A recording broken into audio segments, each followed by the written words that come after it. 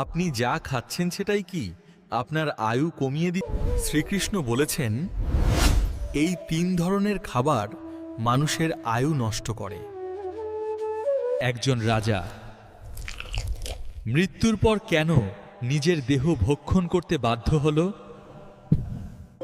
এই রহস্যের উত্তর দিতেই দেবর্ষি নারদের সঙ্গে শ্রীকৃষ্ণের এই মহাজ্ঞানমূলক কথোপকথন।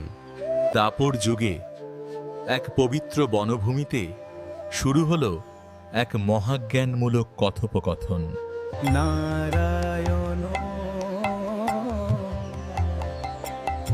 নারায়ণ। প্রভু শ্রীকৃষ্ণ, আপনার দর্শন পেয়ে ধন্য হলাম। প্রভু, মানুষের আয়ু কেন কমে বা বাড়ে, এর মূল কারণ কি?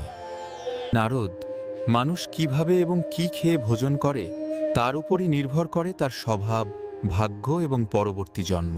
যে ব্যক্তি উচ্ছিষ্ট ভোজন করে তার আয়ু ধীরে ধীরে ক্ষয় হয়।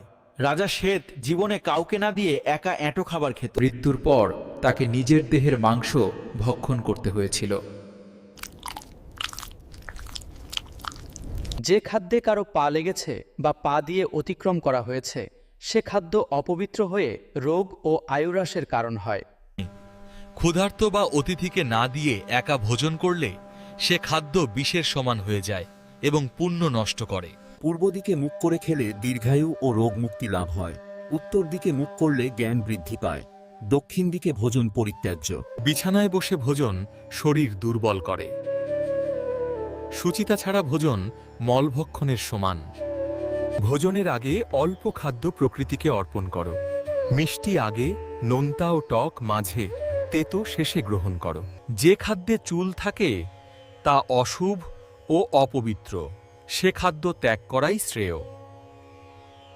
রাগ, দুশ্চিন্তা বা অশান্ত মনে ভোজন করলে খাবারই রোগের কারণ হয়ে দাঁড়ায়। নারদ, মানুষ কি খায় আর কিভাবে খায় সেটাই তার জীবন, ভাগ্য ও ভবিষ্যৎ নির্ধারণ করে। নারায়ণ, নারায়ণ, আপনার বাণী যুগ যুগ ধরে মানবজাতিকে পথ দেখাবে।